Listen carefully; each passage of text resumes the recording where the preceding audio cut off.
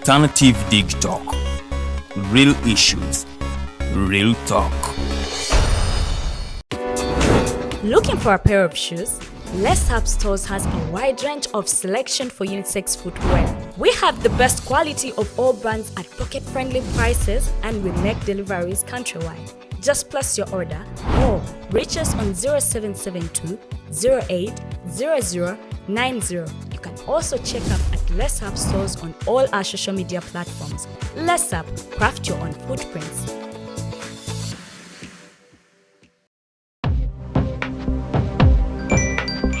Go to the church, though. Tawali man, what's up? Man, can you imagine people just dump everywhere? Someone drinks water and throws the bottle wherever. Come on, Rogers. What else do you expect people to do with an empty bottle? Simanya now, did you know that plastics take at least 450 years to decompose? What? That's a long time. Exactly. Because plastics are made out of a lightweight and flexible material that doesn't decompose easily. And plastics everywhere in the environment cause plastic pollution. What is plastic pollution now? It is the accumulation of plastic waste in the environment, like bottles, polythene bags, straws. All of these contribute to plastic pollution. I have been using them without knowing their effect. Yeah, a lot of people have. Plastics are a danger to the ecosystem, both on land and in water. So how can we overcome this problem? Is there something we can do? Oh yes, we can reduce by minimizing the use of plastics, reuse by repurposing them, or recycle by collecting and processing them into new products. Everyone wants to change the world, but no one wants to change themselves for the world. How about we change our habits for the world? And it starts with me and you. This message is brought to you by Alternative Digitalk.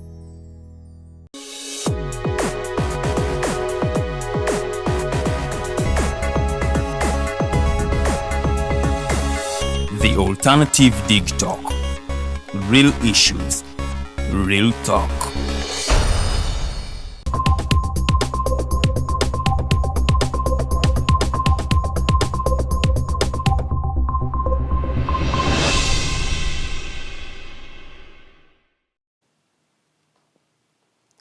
Akawungeeza akalungi erigwe ate atwekuumiddeko lunaku lwa kutaano ezinnaku z'omwezi tubala nnya tuli mwezi ogw'omunaana omwaka 2023. Mbabuuzaako yonna gye musizidde okubanga mutulaba nze omumbejja luwedde Lilian era nga program gyogenda maaso n'okubanga olaba the voltage ga masannyalaze gennyini buli lunaku olwokutaano eba ssaawa emu yakawungeezi okutuukirira ku ssaawa 3 ez'ekiro nga twogera ate ku nsonga ez'enjawulo ezikwatagana ku byobufuzi n'obukulembeze bwa Uganda, ensonga z'eddembe ly'obuntu, ensonga ez'ebyenkulaakulana, ensonga ez'abavubuka n'ensonga ez'enjawulo ate munnange tuzoogerako wano buli lwakutaano ssaawa ebeeremu yakawungeezi okutuukira ddala ku ssaawa 3 ez'ekiro. Twagobedda bumale naye nga neetondera olw'okuba nti tutandiseemu ekikeerezi tubaddeko n'ebitereezebwa eyo ate mu bali mu byuma naye nga wetulinnya okuba nga tukuweereza okutuukira ddala ku ssaawa 3 ez'ekiro. Mu studios ndimu n'abakulu babiri,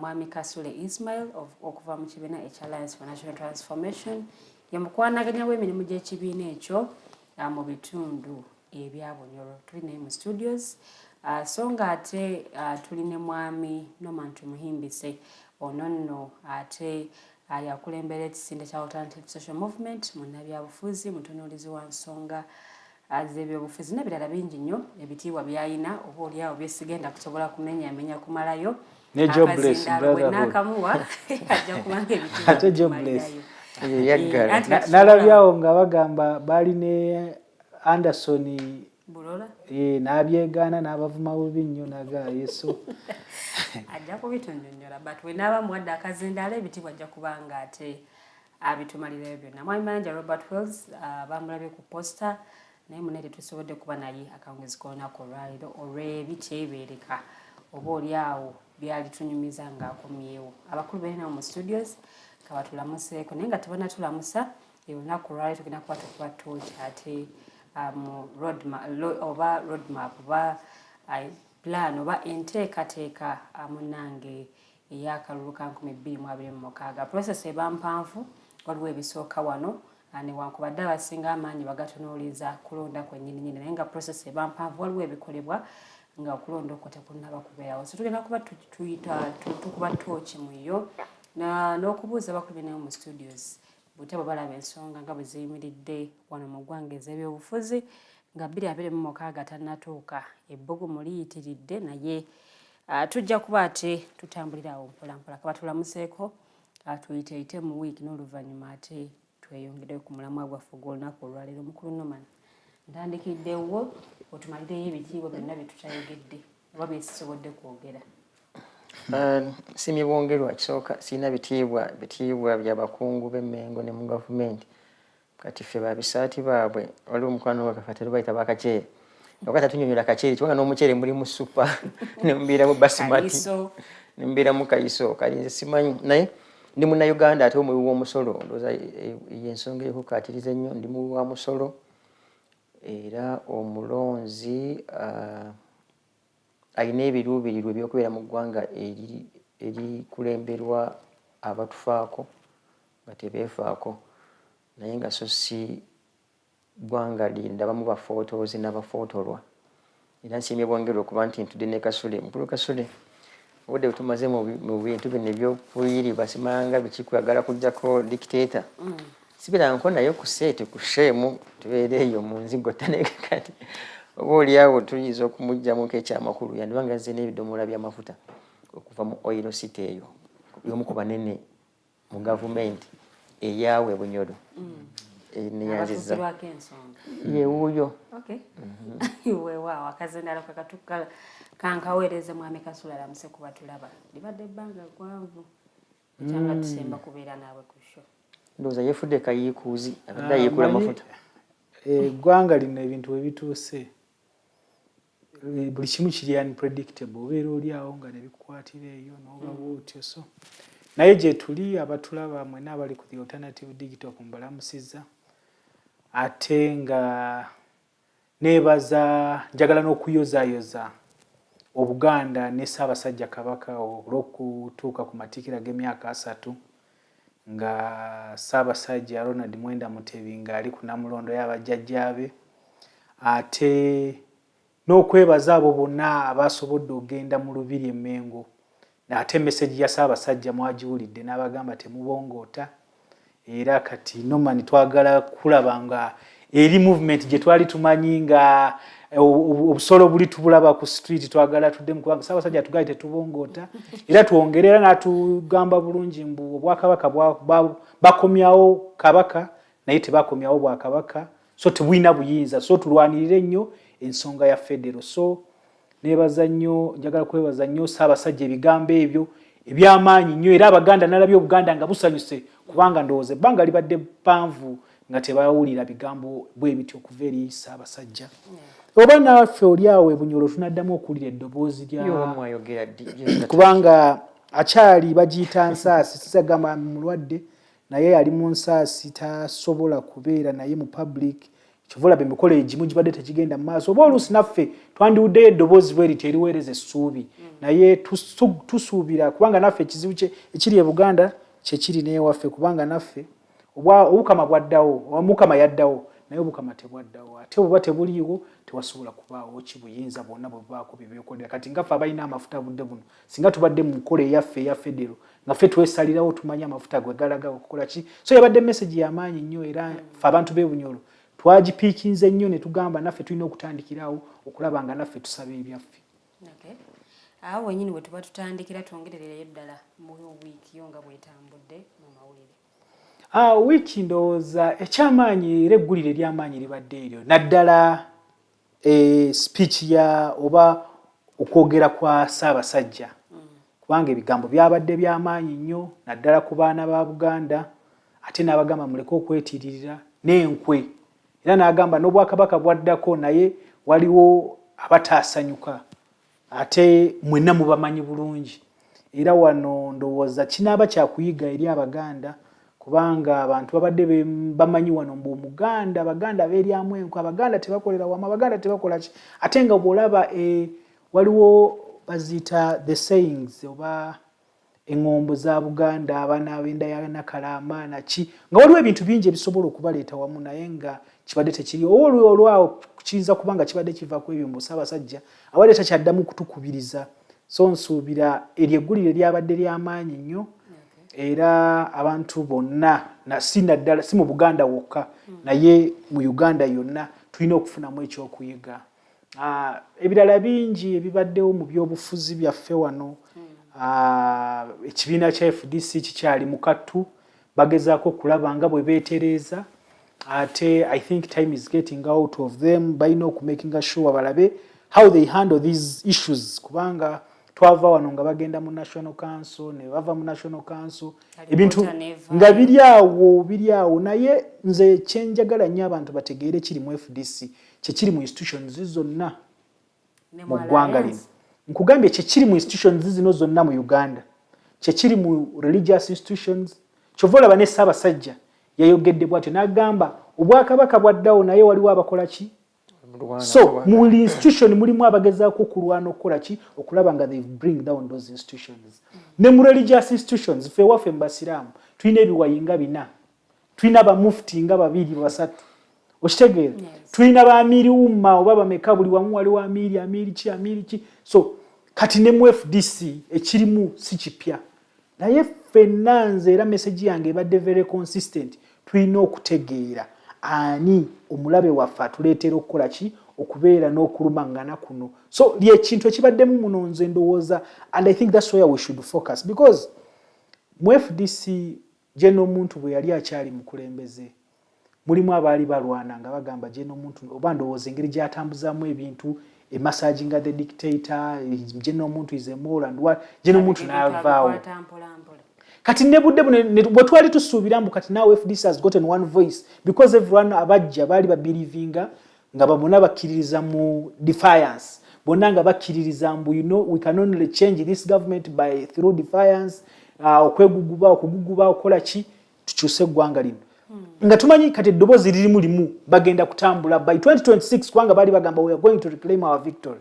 By 2026 twali tumanyi they will have reclaimed their victory, because that's the reason why some of us left, because twali tulaba to delaying the struggle. People have died to build that political party. Abantu they've lost their families, okulaba nga bazimba ekibiina ekyo. Abaana badduka mu ggwanga lino tebaddangana okulaba families zaabwe. Bazadde baabwe bafudde, banganda zaabwe bafudde, abakyala baabwe babawasizza, because they cannot come back because of that political party. So ne tugamba ffe, if we are the problem, leka tuweereze eki space so that bafune chance omwaganya bazimbireko ekyo kye bakkiririzaamu tusobole okukola ki. Naye kati oli yatakkiriza mbu institutions okukola ki n'ayingizaawo ki, because me, let me tell you, I've even said it before, if I feel that I cannot build ANT, there is no any other political party gye nsobola okujoininga right now. I would rather leave politics ngene nkole charity, because nava mu FDC nga mpulira si a decision gye nali njagala nnyo okulaba nga nfuluma FDC, but because nali ndaba nga nze mu FDC nemesa kulaba nga ekintu kifenna kye tuluubirira, ekibiina abantu kye bafiiriddeko, nze obstacle. So but what comes back to me that ne wengenze bwengenze still the same thing is happening. So that's not the solution, just to keep on changing political parties. So nebona abaye ekibiina ekirala ekikulamuza. I don't think I can join any other political party right now. I'd rather go and do charity or do other things. But because ekizibu ekiri all these institutions, it's the same. We have to deal with that problem. Maybe nebyo gamba jump from this vehicle to the other vehicle, jump from this, because the only problem is that, because woba to join the other political outfits or jagendo joining oli yenyina causing this confusion, which I don't think I'm about to do or I can. Oshegera, so nzera chovola bangamba abantu era ne wicheno nze message yange badde, let's not look at who is who, let's look at who is causing this. Ekye kisirise we byonna we byaviira, because FDC kyekibiina kye tubadde tumanyi but at least kyekibiina president waakyo yali organizinze kakalulu ne bamukuba nakkiriza na conceding a defeat, kubanga in 2015 jeno muntu yesimba ne Dr. Besigye, jeno muntu ye president wa FDC kakalulu ka flag bearer, jeno muntu yali in charge of those elections ne structures okuziforminga, akalulu ne bamukuba nayimirire nambole nagamba Dr. Besigye wangude, I'm going to swing all the party infrastructure behind you. Era ne batambula wamu eggwanga lyonna okunoonya akalulu, and it is the only election FDC ke yavaayo negamba yawangula ng'erina ne evidence with 52.something%, ate nekola ki newangula nawano mu Kampala bakansala simanyi biki era bagiyita nayo wave that 2016. naye akakalulu mu kalulu ako Dr. Yusuf become a flag bearer yawangula president sitting president omaye okuorganizinga mu Africa wano okuorganizinga akalulu ne bakuwangula because for us we are looking at now everyone was looking at the FDC that this political party if it can take power ne bakola bino bakola because you can't give what you don't have ne bakola bino bakola mu FDC ne president wasobola okuwangula akalulu ne bamuwangula 2017 the same thing happened. General Muntu was the sitting president. Kubanga ye yalina practice bwaba agenda kwesimba a stepping aside. Abantu bamu questioning about that nabagamba mu bulamu buno obwensi waliwo ebintu bye tulina okukola abantu bye batalaba kugolaba you look at that wall no chikwatako no feeling but there are things you can't touch. Naye nga biri very important. So those values. So abantu bwe yali abikola nga abamu tebabitegera but right now everyone is crying but please Secretary General, Party President, why don't you step aside? Kubanga that was the culture. Naye General Muntu yagezako kizibanga agezako kulaba ayorganizinga culture waba waka contesting. So exactly stepping aside abantu abodeko oba your deputy because they have a variety of deputies. Okolonde mu deputy goyagala akole ki nibo boyina byoyagala okola at least bikabikako. Naye oli bwalaba ekizibu kyaffe ali mu kutabula institutions zino zonna ye kyayagala okulabanga ne mu families ajja kozinga mu contradictions. So that's why nze nkugambye I'm not willing to join any other political formation right now. If I cannot build ANT or if I cannot do my things in the ANT, I will go home to Hoima. You see, akasente that has been our problem. Because if I had wanted akasente singana kali emyaka 10 emabega. But it talk. I would have done it 10 years ago. Because there are people we've been with, Abaali even in bigger positions because of this. But me, there is something I'm fighting for. Okay. We have this country to put together. We have something called Uganda. Na ikati febo tunatunulira mbu you know akasente simanyi chi because the rich are not sleeping because the poor are hungry. So kati gwe ojagenda okalye naye still will you have peace? Kubanga nabano benyini abakalya okay. If it is true that imbu is a sente zigambibwa imbu zayingira FDC, do you think they have peace now? Do you think they can now move freely? So to me, I think let's try to kubeera focused tulabe engeri gye tusobola okutereeza ebintu tukyuse eggwanga lino fenna kye kirubirwa kyaffe kye tulina.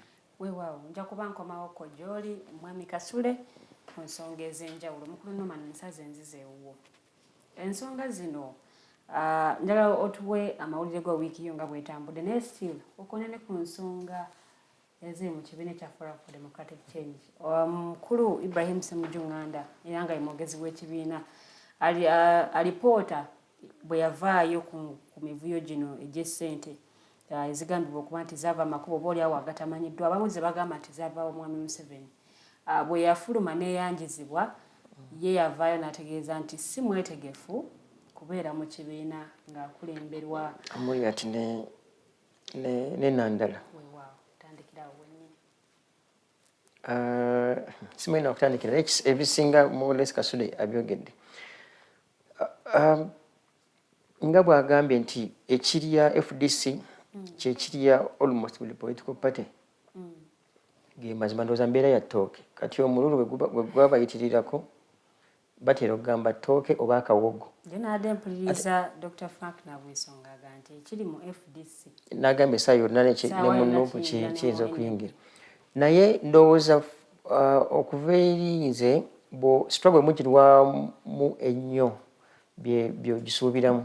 Kasule gw'olabaawo yayigira mu struggle nga mwana muto bw'ati nga muto naye kati agenda kufuna envi kati osooka n'owetunuulira akafaananyi kati Kasule yalaba Kasule mu okutuwaaka 2011 bwe yeeraba mu mmira nagya ekifaananyi naddamu neyeeraba kati nga jjajja mwambi yeyongera kunyirira Kasule ayongera kuggwawo si kati fena twayingira mu struggle nga tetuyina what I call trenches. In fact zaava ku misittale mu kyenyi kati negifuuka nga trench nti engeri gy'obeera mu struggle for close to 20 plus years bw'oba wa mwoyo mutono kikukaluubirira okubeerezaamu ng'okyakuba omuvulo ogwo ng'okyakukuba tteke Kubanga ogenda okuba tteke obutumbwe ne bunuuka n'ogwongera tteke ne guvaako akakoola naye ate mu gukuba tteke waliwo ate bannaffe bo nga bawalampa muwalampe ne bagujjako ebibala era kukoma okugujjako ebibala gwawe ekikusoberera nalaba omukyalo omu ng'alangira I think yali agamba Nyanja agamba wetunuulire look at yourself naye nga behind that emabega w'obubaka obwo ng'olaba ayina ennyiike kati mu byonna bwe tuba nga tulina abantu abatakyayina nsa naye ng'osooka neweebuuza ensa ziva ku ki ekisooka kya byonna abantu abo basindiikiriza bakasule n'abalala nga bagamba baali ba molds ndoza mu Luganda kulya mu lulime ne mu luzise naye ate waliwo oli nga ye ne mu lulime ne mu luzise ng'asukka nawo n'alya ne mu lutaliiwo ava mu kulya mu lulime ne mu luzise n'alya ne luno luba n'ateera okusimba obusimbi kati nekiba nga kigenda kufuuka kizibu kya ggwanga ddamba kubanga bwe muba nga muvudde ku biruubirirwa nga mmwe abatwala ekibiina ekyo kubanga waliwo ebintu bw'abadde abikonyeeko waliwo osobola okusalawo okufuuka omugwagwa naye obugwagwa bwonna obukweka noga munnange kale kantuma abantu bakuba omuntu eŋŋoomi bajja kubyogerako bwogezi naye nga tulina bujulizi mbugo batumye then wabaawo n'onaafunye anakwekubira eŋŋoomi kati amazima agakaawa zinalindaba press conference y'eggulo nga Honorable Nyakato ng'agamba mbuye abantu batwalanga amannya ne bako gye bagatwala nga waliwo approvinga simply there was no electoral commission ku ground ngagamba Kasule ono tetumutegera bulungi bulu we si mukwafu nnyo basayidi yaffe mujje mutwagala bulu ate wasayidi eno oba bulu ono mukwafu nnyo ate ffe twamusaabudde alimu akayero kati awo nga owa bulu omukwafu ennyo nga bayinza okwekengera bagala kabulu kalimu kayero akatonotono kati abaddemu bulu omukwafu like typical blue nga babalinako obuzibu kati nga weebuuza bwe mubeereza bwe mutyo abantu bati notwala gavumenti what happens bw'obanga gwe ku bugagga if let me even use the word if singa kiba nti kituufu nti mukulu Mafabi ne power ne kagurupu akabatini bafuna sente zino nga bazifuna ng'olwedde ffe tubamanyi mbu be bamu ku bantu abayina kati saasira activist omulala anoonya gwe banatwala ku polling station B26 singa babagenze mu kalulu gwe banamuwa omutwalo oba ekyebiri anaakigaana nga gwe mukama we kigambibwa mu emyaka nga gijja mabega wali obuwumbi kati eggwanga mba muliwaddeyo era noono abeera aloota mbwe essaawa yonna mugenda kulayira simanga mukyuse eggwanga lino aba akulimbye kubanga waliwo abasazeewo okwekyusa nga tetunakyusa ggwanga bo basazeemu okwekyusa nga obudde bukyali twakulanga mwanattu nga waliwo mu Lunyankole bakwita okujabula mufumba ekijjulo kati maama wamwe baba akyalindako musimanyanga emmere ejje bulungi wabeerawo bana badduka n'omulumi bakwata ejjiko nabako bebajjamu kati mugenda otuuka okusavinga emmere the main meal ng'olwedi waliwo bamaze okujabula nga bo bamaze okubaako kye batadde mu lubuto nga bajabudde kati Mafabi ne banne bali mu kujabula if I could use that word mu Lunyankole okujabula okujjamu nga tebanasavinga main meal naye waliwo ajjemu ekifi adduka nakyo kati abaana bamukubira nduulu ne gundi tugambe tulinde emmere ejje lumu aye kati gwe ekifi ng'odduse nakyo that's what is happening in this so it goes back to okuba n'obugumiikiriza because wano mu kufumba muteekwa okuba n'obugumiikiriza omala nti kati mufumbye ekigere tekigere kigenda kujjira ssaawa mmeka nti kyo kya ssaawa 2 kati ne mugumiikiriza ne kati onajja nasooka ajjako oluliba ate abaana bakoze bulungi kati mumukubira endulu nga mukuba omukono agizeemu mba temukoze bubi so what I mean kiba ndoza kyandetaagisizza abantu bano of course naniriza statement ya Lord Mayor ngagamba muleme tuyita faction kyekiringa ekisinde ekyawukanye ekyeyawudde yagamba tebanneeyawula and that's I think a good gesture bikibanga bwekiri bwekityo kati bagende mu spirit eyo naye ate obuzibu bujjira statement ya Ssemujju y'omu ku bantu abatono mu Uganda muno kati bensikyasobola okukkirizamu bw'abanga Ssemujju yagamba I can no longer let me even use these words I can no longer work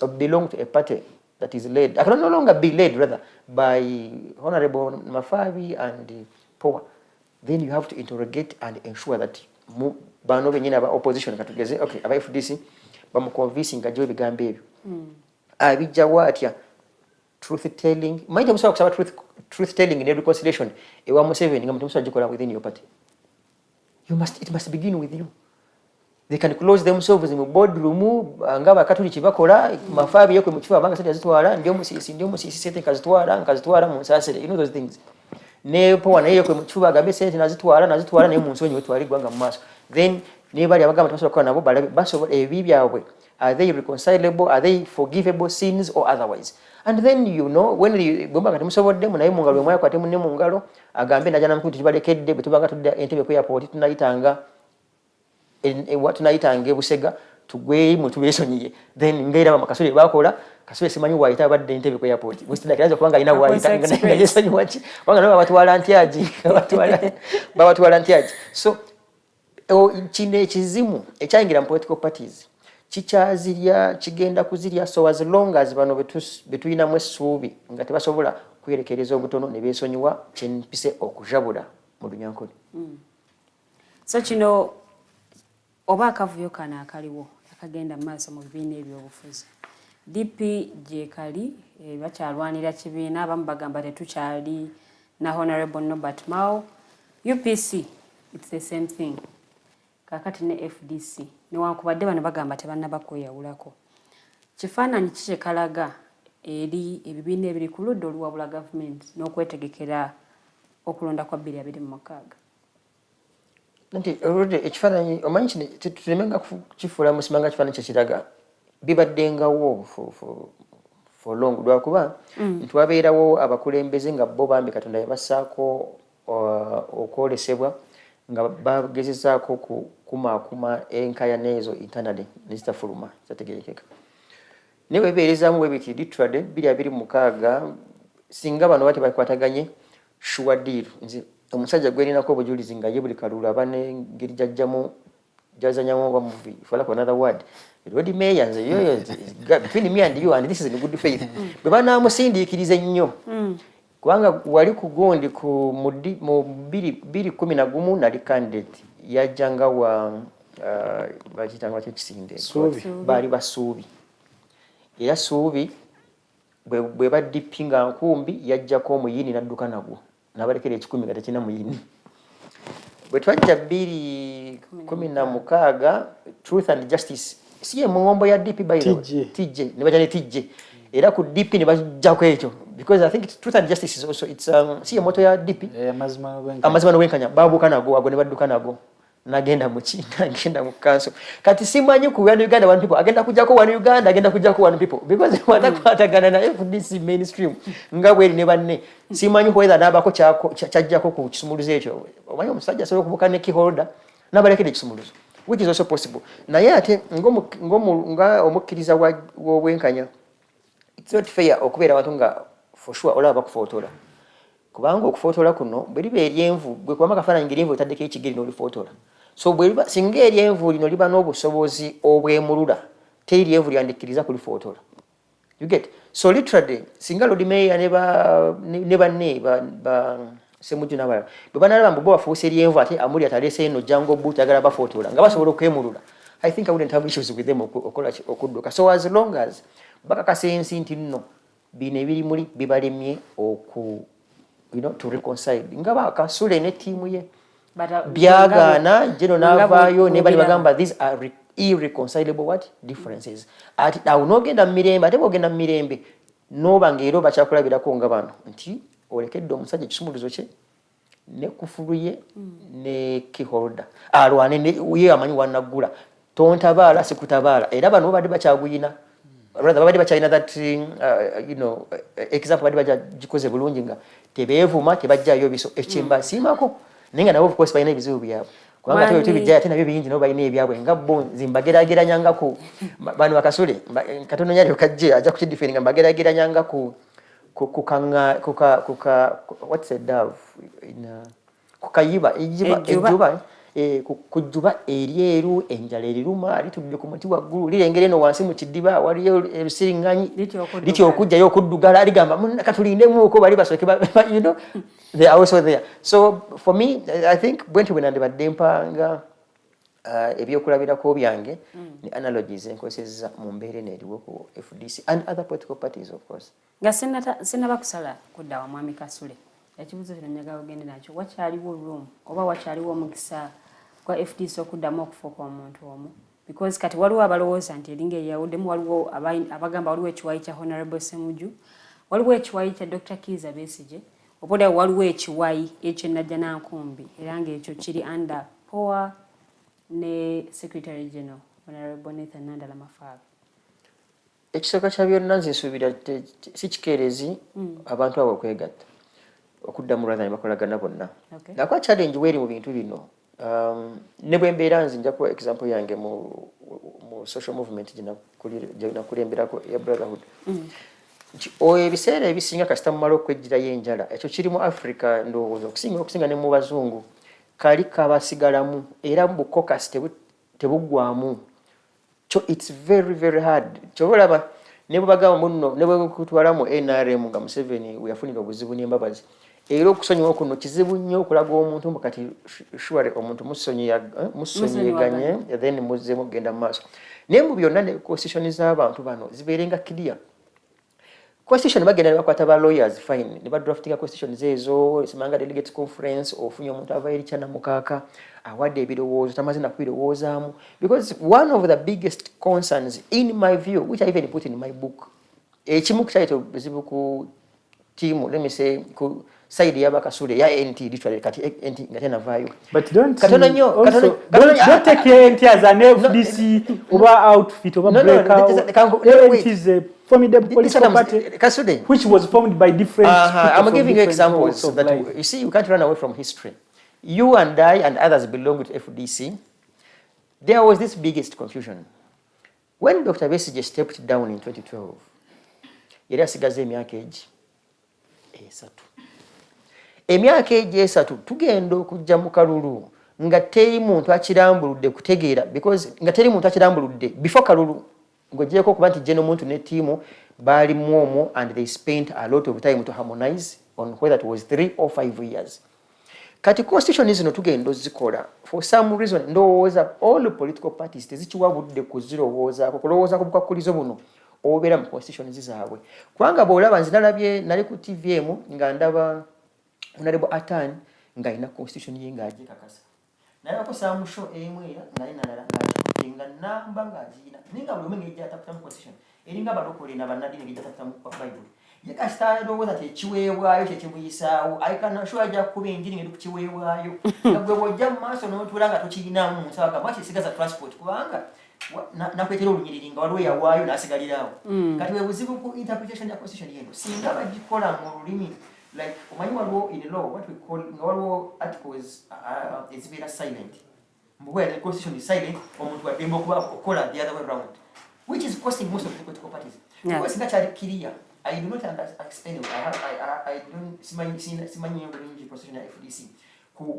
because niwankubadde gye n'omuntu ya stepping down nga yetegekirwa akalulu simanyi whether it is constitutional muba kinawaawo yali discipline ye ng'omuntu gyeraba nti yetwala abantu mu maaso kati omuntu akuwulira singa waliwo embeera y'oku amendinga constitution bagamba bonajjanga okwagala okwesimbawo step down that's when you can perhaps have something that is impartial naye kati Mafabi will tell you kawaayo etakandaga mulina okustepinga down kati omu answer ki ne puwa waako in administrative law there is also culture nati culture Kasule tugenda gitiko ngo mutakyagala yo ono wettooke togenda mugamba culture kubanga ye culture gyayagala ye nemuyisaawo you get Okay.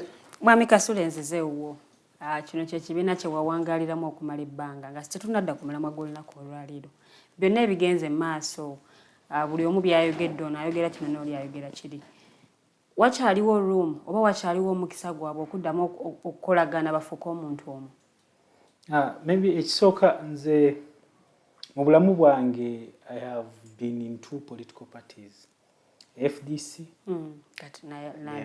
Alliance for Nation Transformation. FDC nagijoining in 2004. I was 17 years.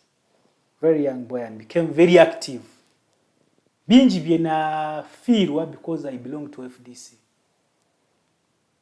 Even rejection to by family somehow. Because bali balaba bye tulimu nga tebina gye bikola ki gye bitutwala.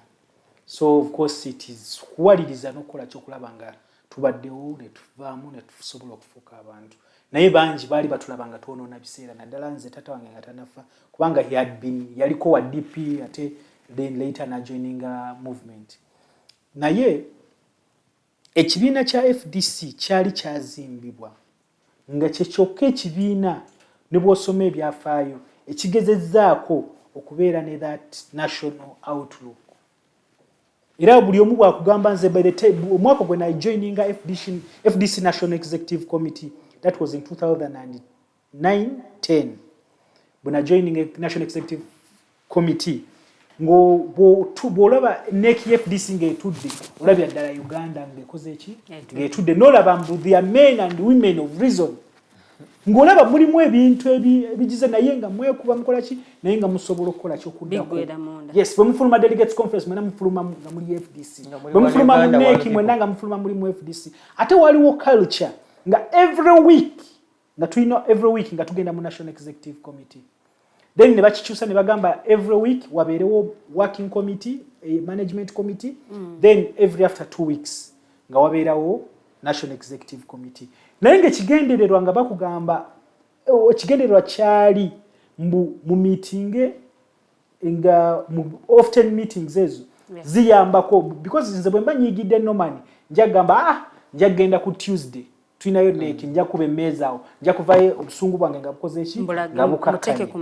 So currently bakugamba n'okugamba mu budde buno NEC ebadde emaze kati emyezi mukaaga. It was the FDC leader that was Honorable Salamu Suba, one of the televisions ngagamba bamaze 6 months NEC tetuula. So meaning that ebintu byabwe bino singa bazzeeyo yes ne baddayo mu culture ya FDC engeri gye yazze kola ebintu ne surviving all this because FDC wano ya surviving for 15 years uncontested. Nga kyekibiina ekiriwo the leading opposition nga ate tukileminga n'akalulu tukawangula naye wakatubbako. That can be for another day but naye nga kibiina kiriwo because the culture kyekiri ekituzza mu kino General Muntu kye yakolanga kyenkugambye mu General Muntu ebintu bye yakolanga. Twali mu 2009 nga tugenda mu elections ez'okulonda president wa FDC. General Muntu naye ne insisting nga twali mu National Council. Yes. Ne insisting mbu should it be 30 days or 90 days. General Muntu insisted n'akuba emmeeza. Abasajja ba Jack Sabit ne bagamba General you want us to sanyewo ekibiina kino n'agamba bwe kiba kisanyewo naye nze kyenjogerako tomorrow someone is going to come from Karamoja nga he wants to be a president of this party nga tewali amumanyi. Actually there were even some suggesting for 2 weeks nga tewali amumanyi nga ino kutambula eggwanga lino lyonna aba mu delegates ba FDC bamumanye bamulonde nga president w'ekibiina. So when you give 2 weeks or 1 month tekigenda kumusobozesa kola ki n'alwanirira ekintu ekyo. Kati presidential campaigns as FDC zibeera 3 months era buli omu kimanyikiddwa 3 months. So ekyo ne kiteekebwawo bukati 3 months kati ne mu guidelines ne batandika okukiteekamu guidelines za elections kubanga guidelines za approving wa National Executive Committee. Yes. Then ne wajja ekintu ekirala ekya president stepping aside oba secretary general oba genda mu kalulu. So when General Muntu bwe yali secretary for mobilization he would step aside. Even when he became a president of the party, he would step aside. Because when he was a president of the party, he organized 2 elections. Naye bonna yali stepping aside. So, ebintu ebyo singa banadda ku nnono ya FDC. Ne bategeera lwaki bafoominga FDC. Basobola okukola ki okusukka bino ebintu byakoze. Era ne bategeera because there is no one who doesn't know that Mr. Museveni has always wanted because I will tell you, February mu FDC ne General Muntu. Why even many say that General Muntu yali musajja mugezi nnyo? Because for him he would tell you, bwabanga nga oli alumbye bwati n'agamba no, don't attack. Even he would even insist and tell us no one should be provoked on my behalf. Fena not prevailing over. Many of us were very radical. Naye ng'olaba because of General, because of General, I will not say this. Naye ye nakugamba he knows Mr. Museveni. Amanyi amusomanga bw'osoma akatabo. Amanyi wa fingerprints ze weziri. So bino ebyogamba oba bakuyise molo oba bakoze eki nakugamba kiri kya Norman kyabadde agamba fe we like a dove eri waggulu ejjira nnyo nakugamba bwogenda abakimaka amazzi mu bino ebigundi ebyawansi ebidiba. Yes bwotuuka ku bwo ng'amazzi gagize gatabanguse tosena osoka n'otula ebbali n'olinda ne gakola ki kubanga tojja kutegeera kati gwe wotagayira goyagala gaterere waliwo abazze n'ebibaafu bagenda twalinamu n'ebbumba olina okubeera ne kapasite ekola ki so gaterere ekiri bagenda kikaliza twalinamu n'ebbumba wansi otegeera oba waliyo ensonzi ne bw'oba ogenda kufishinga abafe abafishinga nabuno obugundi buno waliwo endobo hooks ezo osooka n'olinda ne wajjira n'otegeera wansi ogenda kuhuukinga oba snake frog oba ensonzi oba ekyennyanja bino ebyennyanja bitono bino so but bw'onaagira nawe mu mad then you cannot get out something ekiringa bw'onaasanga abantu babiri oli agamba ono yankubye n'ono yankubye naye nga bonna bajjudde ebisooto okitegeera tosobola kugamba ani akubye ani takubye so kye balina okukola nga Norman kyagambye truth telling moment olaba ekyaganya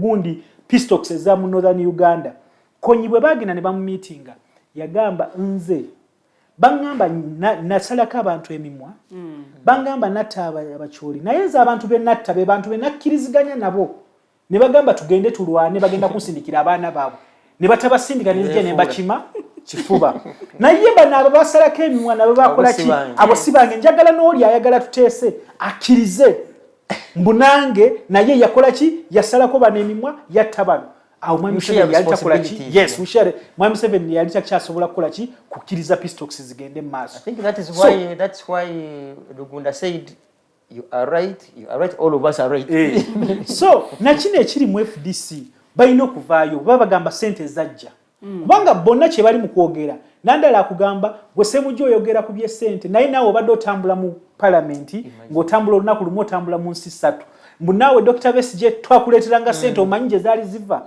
okitegeera because nze mbadde mu FDC ebbanga lyonna every year twavanga mu kalulu nga tuyina amabanja ate nga amabanja gali structured fe batuyitanga even they would call us from the field to come and pass a neck resolution nga mugikubako n'akalulu nga mugenda kwewola ssente mu bagagga abamu mu Kampala wano ne muteekayo najja nankumbye wangalidde mu gundi muloni abalala babaka ba parliament ne bagenda ne mu parliamentary circle ne bajjayo loans ne bakola abamu n'amabanja gaabwe amalala tegasasula n'abalala bakyabanja so tekikuyamba gw'ogamba mu Dr. Besigye nawe twakuleeteranga ssente tewamanyanga gye ziva twatubuuza zino ssente zajja tezaali nnambulukufu gamba ona zifuna bwenti nakola bwenti kyova olaba Dr. Besigye kyagambye mbu bateekeko forensic audit to me I think forensic audit ebeewo naye wabeewo truth telling ejja kuyamba byonna oli aveeyo voluntarily agambe why yes because of embeera gye twalimu twagenda because there is a day General Muntu made a statement nagamba bwe kinaaba nga kyetaagisa ssente zonna okuzijjawa to dislodge the dictator tujja kukola ki so nabo batubuulire mbu oba wajjayo ssente ezo nga baagala kukola ki to use it to dislodge the dictator era nekibayamba to get the 32 members of parliament kubanga bagamba baweza kuba member baabwe yes then you justify that naye si kutandika portioninga blame mbu gwe twazikuwanga twakola ki they must have a truth telling moment ate bateekeko mechanism I believe singa bakola ebyo kubanga baddeyo ba organizing n'akalulu bino byonna bagamba bonna nga Ssemujju yasuggestinze bonna ba stepping aside bateekeko committee because General Muntu bwe yawangula Nandala Mafabi n'alayira ne bamuteekako mu ntebe ne ba Rubaramira Ruranga na petitioning General Muntu stepped aside ne bateekako commission emu investigating netandika bawandero galo bani ne batandika ku investigating it took us months abantu ne bagenda mu kakiiko buli omu nga tetumanyi bagenda kutuza oba mu kalulu bagenda kukola ki gundi negwa ne bakkiriza bulungi naye Rubaramira gundi yali yakagwa Rubaramira n'agenda yali aclaiminga Muntu ye was a mole n'agenda mu NRM bwe twava ku ekyo era Norman kyayogeddeko ne tugenda mu issue ya contestation was it 3 years over 5 years still ne bateekako committee investigating ne resolving at 5 years but you resolving there are some people who are not contented like the Nandala Mafabi Jack Zaki nabo ne resigning still ne kichimuche babakubi abababuza jali esatu kateka bali boba bayisizana mu so ne kweta boba bakavuga kala ne resigning bwe resigning ne bagamba they are forming what they call the reserve force farmers party for me I heard of farmers party you see the farmers party was silent but they had what they called the reserve force abana ne bagenda abana bali abato bavubuka ne mobilizinga bakomawo na jana 10 nga ba petitioninga mugisha muntu okola ki okuva stepping us down nga ba mu petitioninga ave ku kulembeze nayo ekirungi mbu mugisha muntu yali ataddeko mechanism ewuliriza buli muntu so they should listen to these voices zino voices bawakanya baziwulirize because that's what Forum for Democratic Change stands for. Because for sure, Kasule, imagine a political party whose spokesperson sits at Fairway. And now, in Zambia. And in Zambia, you never know, next time they might even sit once womuti. Kati media bwebanga omuntu agala okumaikofa kwefu DC. So, but I mean, ajja kuba semu junga yogeranga mwogezi wa party. Ngatakirizibwa ku party like it's a crisis. Yagamba namulaba ku mukutu ogonga agamba ekisanja kyaliko kigwako mu mwezi gwa November. Achali spokesperson. No, but you see, a spokesperson ayogera position ya party. I know Tula ne party president. Yes. Secretary General. Kati yagamba ku kitebe tebakyamalaga kkirizawo bantu. Yeah, that's what I'm saying. So nandala naye ino kuvaya koleki bakkirize kubanga ekyo kibiina kyali free. Let me tell you, abana bajjanga ne batu holding even hostage mu National Executive Committee. Never taking over. Nga you have to start sending teams to talk to them. Please now kati gemwogerako kiribwe kiti. There was even an issue when we were appointing a leader of opposition in 2016. Nga bagamba we won the election tetsobola ku appointing a leader of opposition, we have leader of minorities, Dr. Best won the election. Never holding hostage. We would send people, please go and talk to them. We are now going to do like this. Eda Nandala wrote a letter to the speaker. Nga cancelling a letter ya president. Nga gamba, we have a leader of minority. Speaker nabagamba chote chiriyo. But unfortunately, kubanga they are very dishonest. Jeno muntu bwe muja mu kulembeze era kibasokera kokola izukujayo winikiza ne ba pointing a leader of opposition omulala. Fetwali tumanyi tebagenda nakuddamu ku appointing because they had campaigned on a strategy of reclaiming their victory. So, I think there is too much dishonesty. Yeah. By no kuddayo boogera amazima. Era bwe kiba kyetaagisa even to okuyita abantu abalala bebakosa. The likes of Muntu, Alessa Alaso, Winnie Kiza. We may not join them, okay, but at least to clear. Yes, working relations. Even to clear, because I remember there is a day when FDC wrote for us. It was something to do with joint opposition. And we wrote back to them that we said we may not work with you now unless we resolve the issue of trust. Because they never trusted us. Yeah. Okay. So now the mistrust is there amongst themselves. So nze nkugambye this mistrust tumanyi weva. So if we accept weva, ne tukkiriza abamu batandise okufuuka conduits oba proxies booli aleeta mistrust. Boogere amazima. We forgive each other and forge a way forward. Because let me tell you, this country, we've hurt each other from 1960 up to now. And maybe to add, because all of this hurt that has happened, scars haven't been given time to heal. Yeah. Zine nkovu ezokuva mu China mu 1960s, abakosebwa mu nkovu ezo bazadde abaana ne bazalanga bana nabo balina enkovu. Exactly. You get kati ne tusikire Katina emivuyo gino zikyeyongera, you'll hear abantu, some block will say it's a Buganda thing. You get? Some other block will say it's a Catholic thing. Ezo na nkovu mabwagata wona kuva mu 1960. They will call ANT a Museveni mall outfit. So you understand? And when you look at ANT, a very credible party with values, with strong, honest leaders, but they would kill it and Ugandans will believe them. Okay. Naye azizanye mwami Kasule. Waliwo yatugende mu kumulamu naye waliwo ekibuuzo kino. Oba oli awo abantu abenjawulo kye bazze beebuuza nga njagala kiweereza gwe mukulu Nomani. Waliwo badde bagamba nti Richard Kana Dr. Kiza Besigye wakunenyezebwa nnyo ku ebyo ebigenda mu maaso mu kibiina ekya Forum for Democratic Change. Okkiriziganya nabo? Omanyi ogenda kunteeka mu kattu. Akattu kano kakoogera because ono omwami mumukyaza nja kwogera nze on the surface. And this is a personal opinion. For some reason, waliwo engombo ba theorists abamu gye bansuubira nti waliwo face ya struggle. Nga face ya struggle eno olumu muteekwa okukola ebyanaggwano okumaking sure nti face ya struggle mukoze ki mugimaintainensi. You get?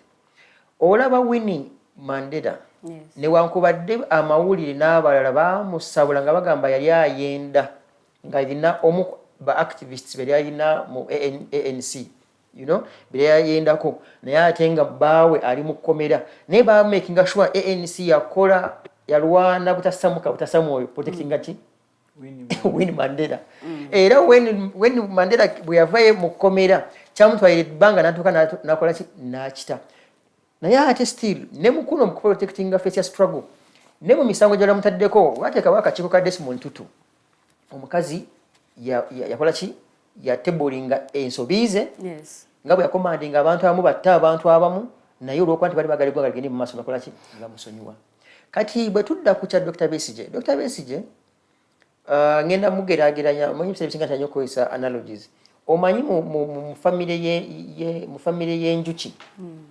enjuki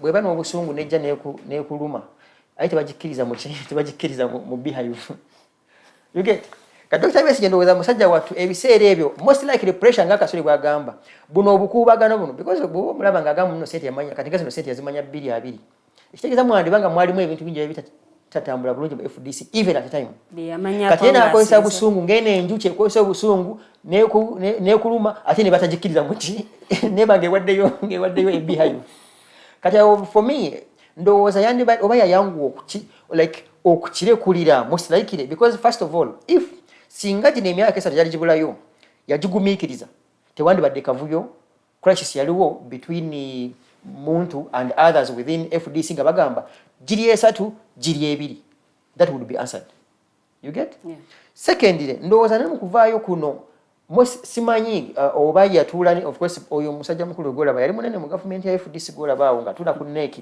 nno si ya buli omu nga mwana muto nvuumuulo naye simanyi nze oba baabatuuza nabagamba kati mumanyi ekintu kyammwe nkitadde lwa nsonga ABC and Z. Actually Dr. Besigye came to neki n'annyonnyola ensonga ze why he's stepping aside. Was it a request or he was simply informing you? And some of us who believed in him, we went to him. We talked to him, Doctor, please don't leave. And he explained to us that please ngenda kukola ebintu because the party actually it had also started in the party that Dr. Besigye ali mukuwagira abatali ba bibiina ali mukola n'abantu abatali ba bibiina ali mukola ki atenga for him he's looking at a bigger picture that struggle bwe tugenda giwangula tetusobola giwangula fekka kati n'ayagala creating a space naye I think it was untimely n'agenda ng'ayagala ye creating a space the parties galenge ekola ebibye naye ng'akola activism kubanga twali tutuuse ku mbeera egamba even Mr. Museveni may ban this party kubanga jukira walk to work it was a very serious hangover nga some members were even going to Dr. Besigye telling him you see it is costing us it is doing what very many things because at least if there is something we did successfully it was walk to work nga abantu abamu bakola ki nga some of us were believing that Dr. Besigye era nze I did not support General Muntu any time when he was competing with Dr. Besigye before he had left in 2012 but awo bwe yasalawo okgenda era yatusigala yaleka najja nankumbi ng'atugambe n'atugamba lengenda naye bwe ndaalaba ebintu nga tebitambula bulungi I will come back in a different form. Kati nze in 2017 when power came I thought Dr. Besigye is coming back in a different form.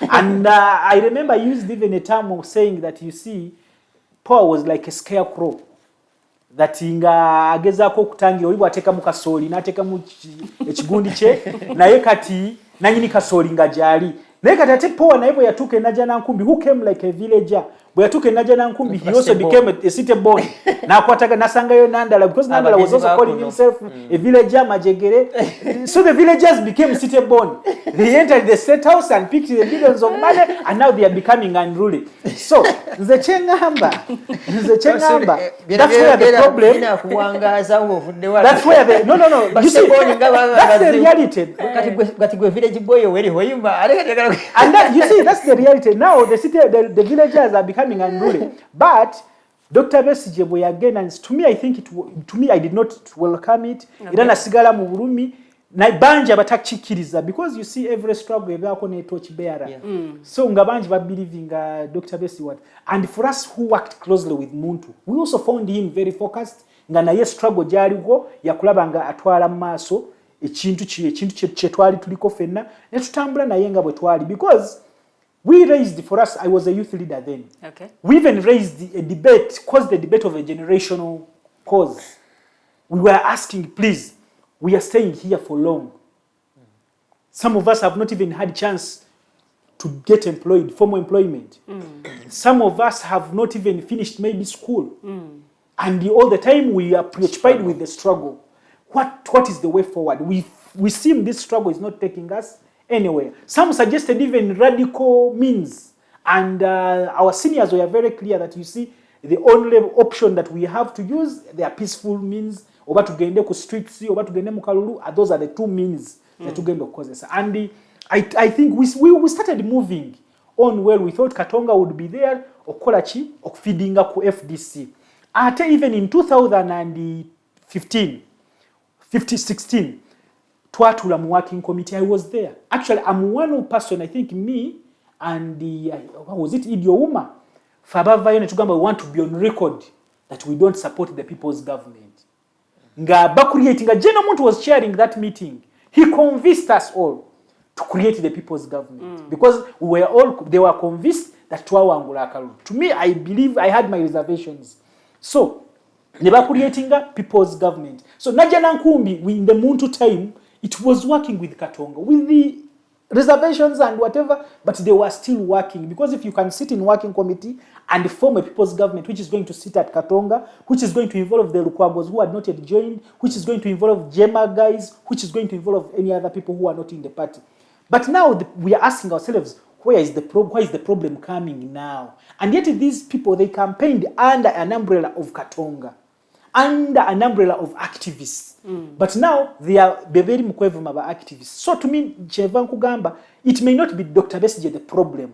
The problem is somewhere else, which is causing these people who yesterday they were talking Katonga, today now they've changed. They feel that Katonga, that is so bad and whatever. Because even Mugisha Muntu, who was competing with Dr. Besigye, never talked that about Katonga. Okay. He even believed that these two can work together. Actually, up to his last day of FDC, he was still talking that, I believe in the two prolonged approaches, activism and building the party. If this works first, then tusobola okolachi beno bonakwata obuyinza eno tuberenga tuli organized when tunakwatira yo obuyinza kibere bwe. So the problem we should ask and we should not say Dr. Besigye is the problem. We should say these boys who have been activists, these villagers who have been for the party, that for them they believe in our founding father Dr. Besigye, who aba campaigninga nga bagamba Dr. Besigye ekintu kyaffe bamugobye na jana nkumbi tebamuwereza space tebakola ki obuzibu buli wambuli budde buno kati bamulaba ng'omusajja omubi ennyo tebasobola nakukola naye tebasobola nakuliza byabagamba. So tunoonyereze ani mulabe wa FDC. Nze kyenkugambye omulabe wa FDC ye mulabe wa institutions zonna eziri mu ggwanga ye mwami Museveni gwe bagamba aleese ssente ne bw'aba tazireese asobola n'okucreatinga that ntaddeyo ssente naye nga tazitaddeyo acreatinga mistrust ye. Weewaawo awo tugenda okubanga ate tuwummuliramuko katono nnyo bwe tukomawo tugenda kubanga tugenda butereevu okubaganya ebirowoozo roadmap eno nno nga yatongezeddwa akakiiko k'ebyokulonda yawe tugenda okubanga tutandikira ate oluvannyuma lw'okuwummulamuko katono nnyo the voltage ekyagenda mu maaso katuwummulemu tukomawo.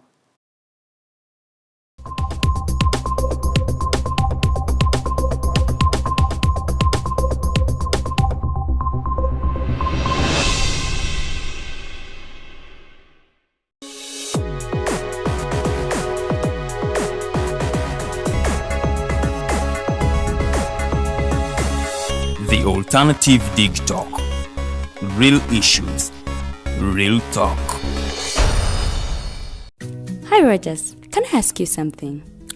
Shoot. What does corruption mean? Well, summarily, corruption is abuse of public power for personal gain or for the benefit of a group to which one owes allegiance.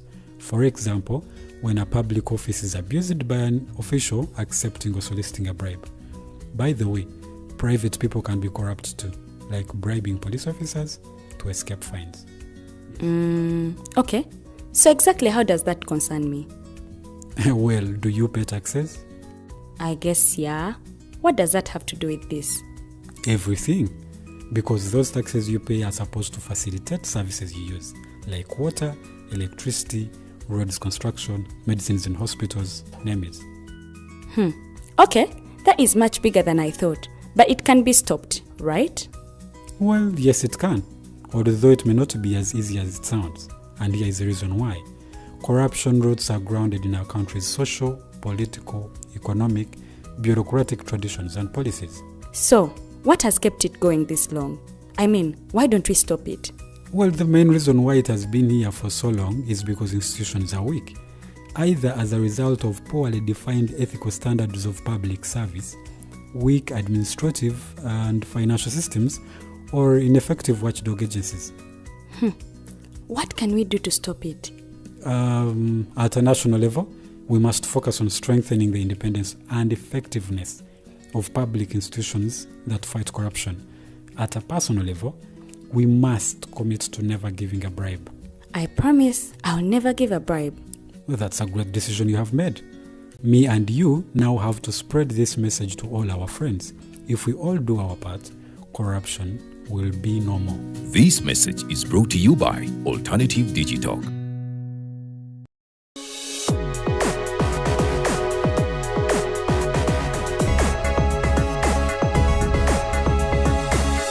The Alternative Digitalk. Real issues, real talk.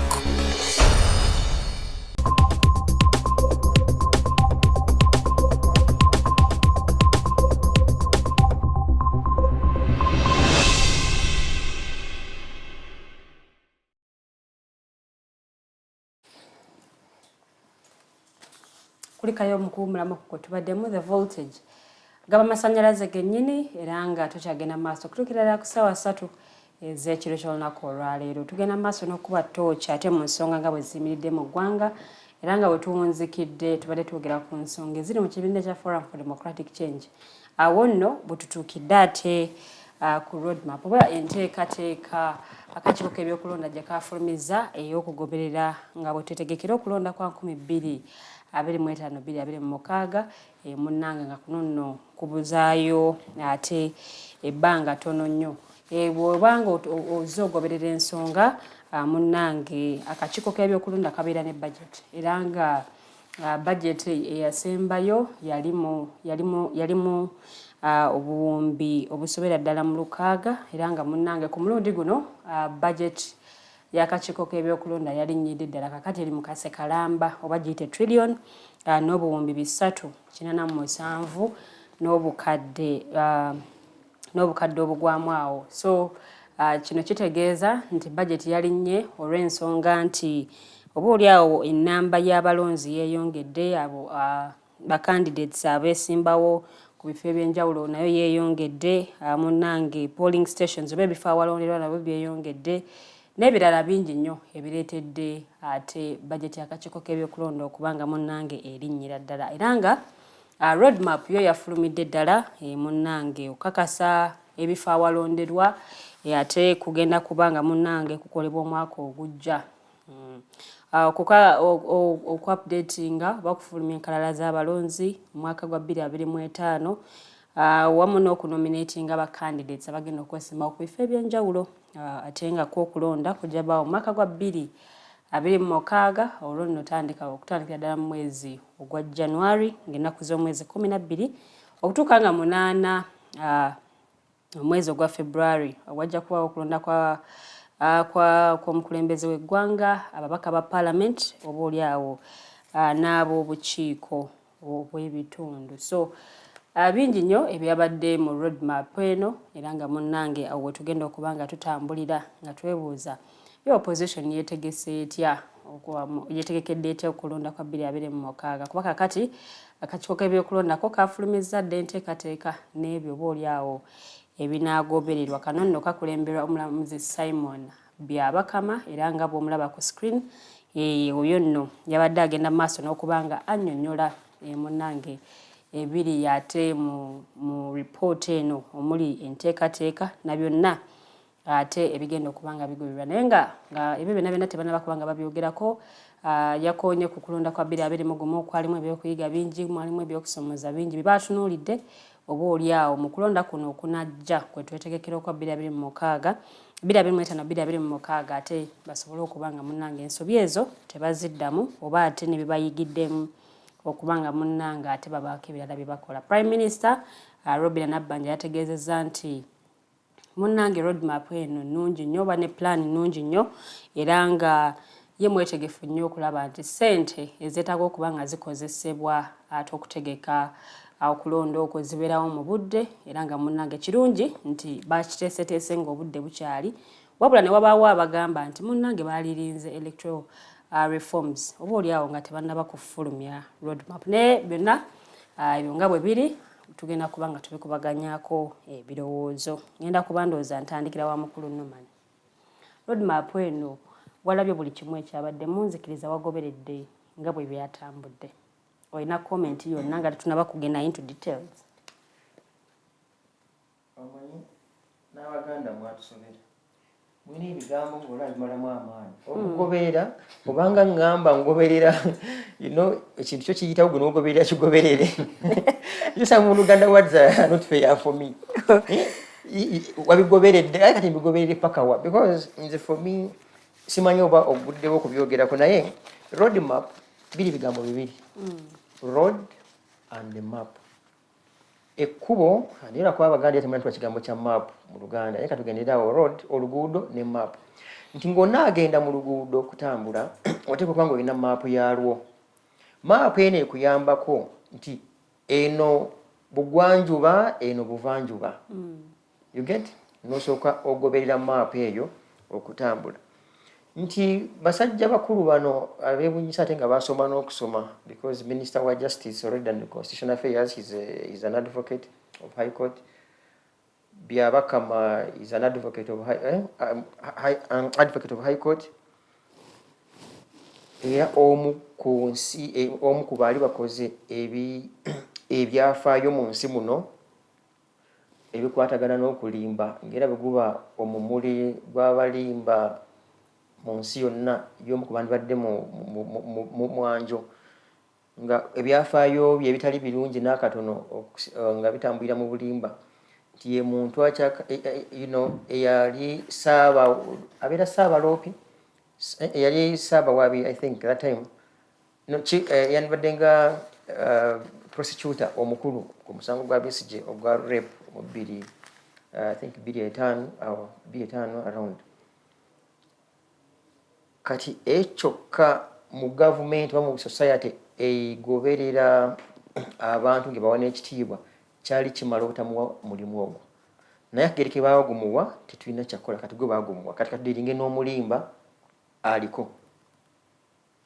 Kyanyiike nti roadmap eno nga tebannagikola bandibaddewo stakeholders meeting ne bayita opposition kubanga opposition eno ng'otandika ne Honorable Kyagulanyi ba NTFDCDP n'abalala bayina ebintu bali basimbyeko amannyo nga bagamba tebyagenda bulungi mu kalulu akakolaki akawedde naye nga mu kalulu akagwa ka 2021 waliwo amawolu aga 2016 amawolu gagendera ddala paka 21 paka 96 agona amawolu.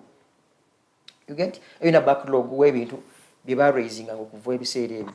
Kati bwe mubikwata ne mubuuza nti opposition, okay, either through iPod or the entire opposition bwe munajja ku lulwe. Gwe nga tonaleta road map yo because toyinza kuleta road map nga okay kusavinga mmere nga bagenda okugijja tuba bakuŋŋaanyiza. Kati awo buuza nga tubagambye nako nti waliyo emmere waliyo okujjula waliyo ekijjulo. Kati awo opposition ne bwe bera NRM we bandigire ne bagamba okay road map yo literally bino yandibadde a proposed road map. Nenga proposed road map yandibadde ng'eri bajogerako mu boardroom zizaabwe nga tebanajja kuba kati bwano okujja kwabwe kuno ne bayita ne Prime Minister ne Minister of Justice bo bagiyisizza already yo mpise ya jjo which is a mistake. Kati ne wankubadde nga opposition bana abantu abagenda okwetaba mu kalulu nga bandibadde n'ebirowoozo ebirungi ennyo tokyalina woyinza beyisa kubanga jjajja mwami ng'ayita bwe bammandwa ng'eyogerera ku bana abakongozi abasatu Prime Minister, Minister of Justice n'ebyabakama yo yamaze dda okwogera emmandwa beeyagala. Kati gwe n'oba ng'olina ebirowoozo by'okuleeta nga semmandwa tanayogera tolina woyinza beyisa.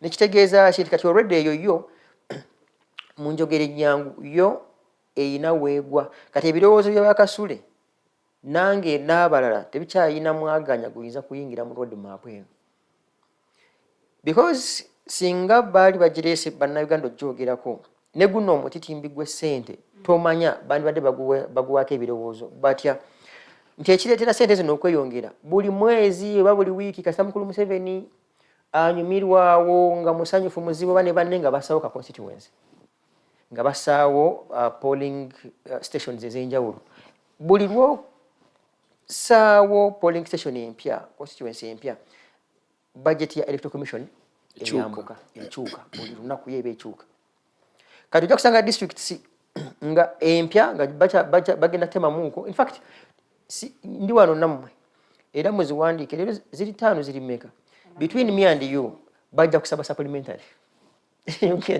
tebayinza batasaba because bajja kugamba twagenda okusaba zino nga tebanatemamu constituency bweti ne bweti ne district bweti ne bweti because watunulira mbadde somako mpita itamu breakdown yabo government sofa mukulonda okwagwa twalina districts 10 neba projecting nti tunatuukira 2 mu mwaka gwo districts zijja kuba zirengedde nga zituuse 155 zijja n'okuwera ebibiri nti abalonzi luli twalina obukadde 18 naye 226 wenatuukira oba oliawo babasuubira okubeera mu bukadde 24 nenandazi ziramu ekiraga nti waliwo increment on each and everything parish zeyongerako miruka ebyalo byeyongerako polling stations zeyongerako nebirala nibyo byakamayomu yali amanyi nti ekisanja kyaba LC1 kya person sigenda kuggwako yakikolera ki era kano kayinamu interest because mukama we kayagala ennyo naye ngaetuvuddeyo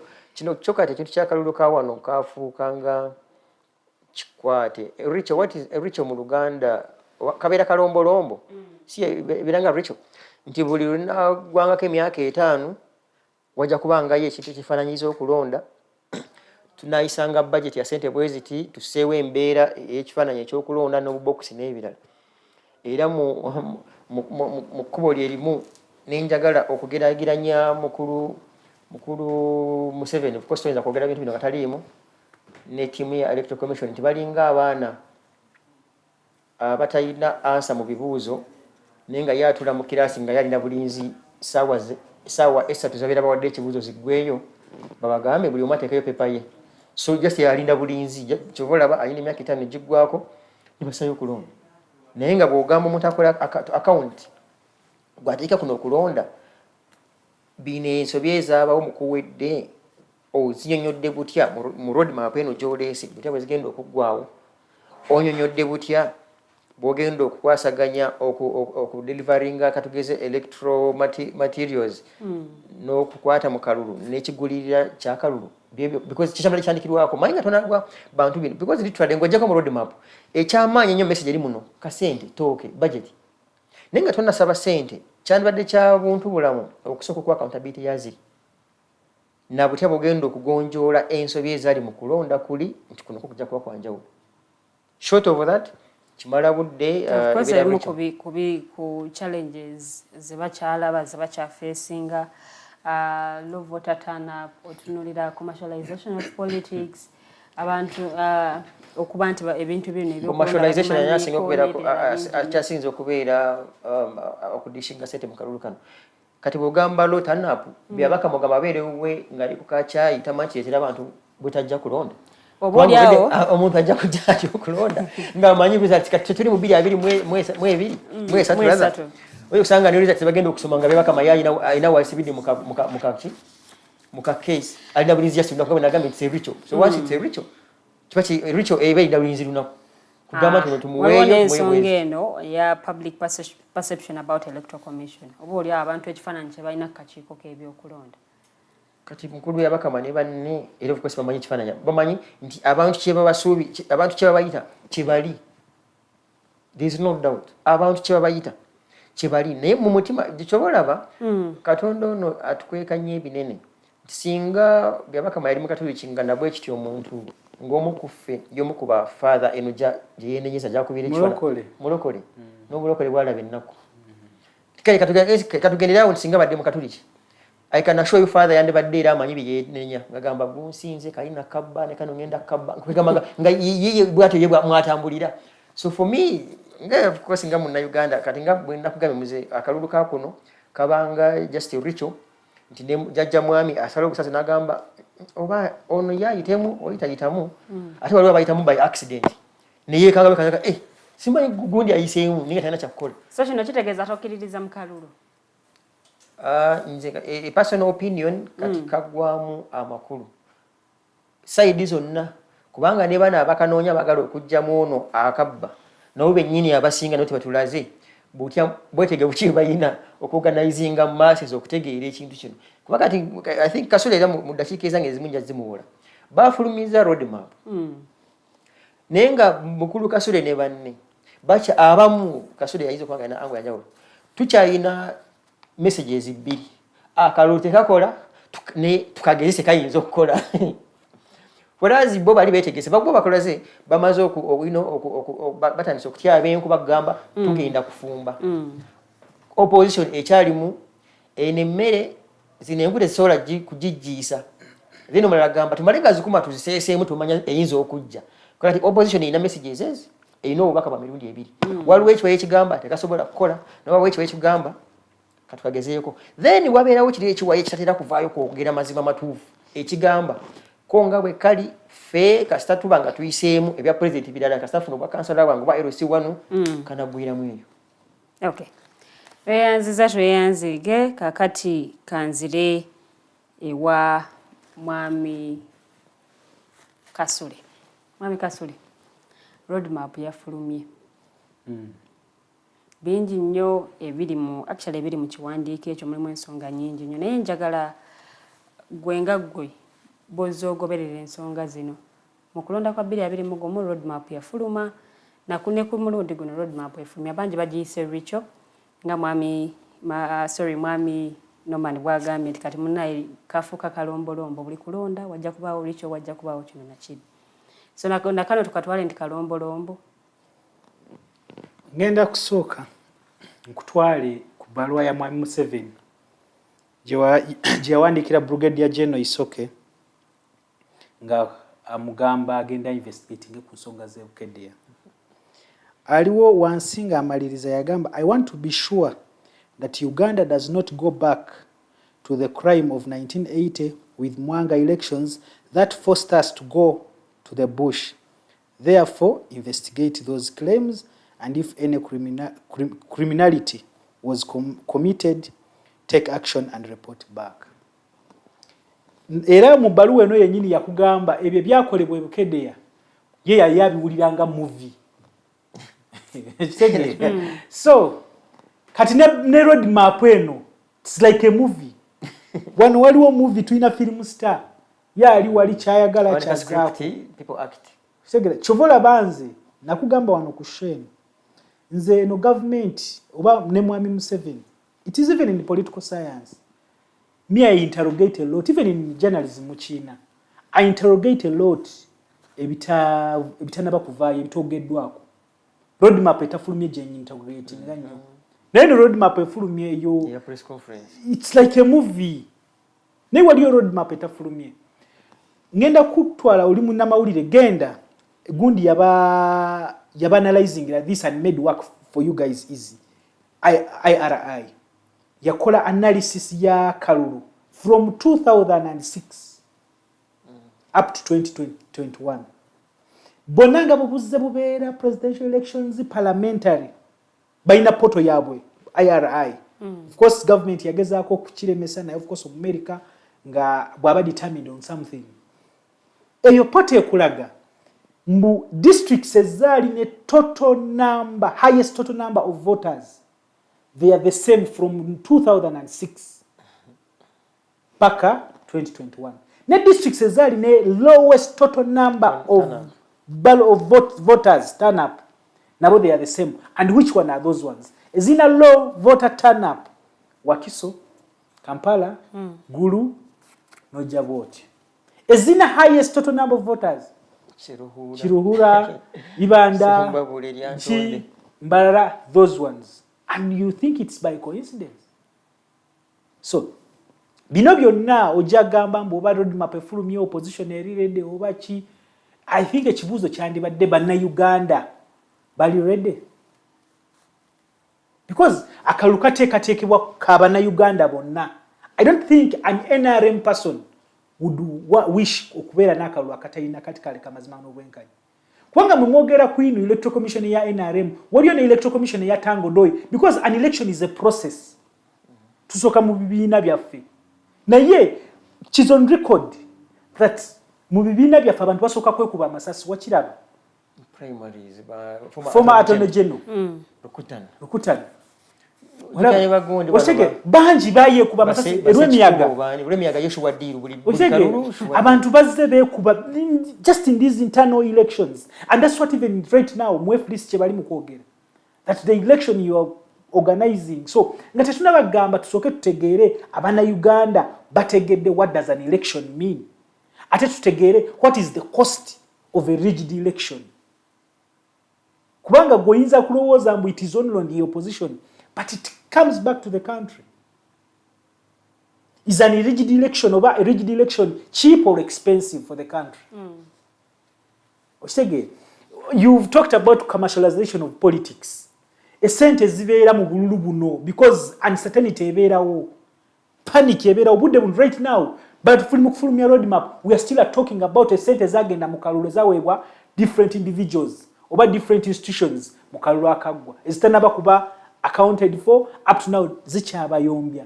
We are talking about another roadmap. And it will take us back. You see, I think we need to also go back to very realists. To be, in sociology bagamba social realities.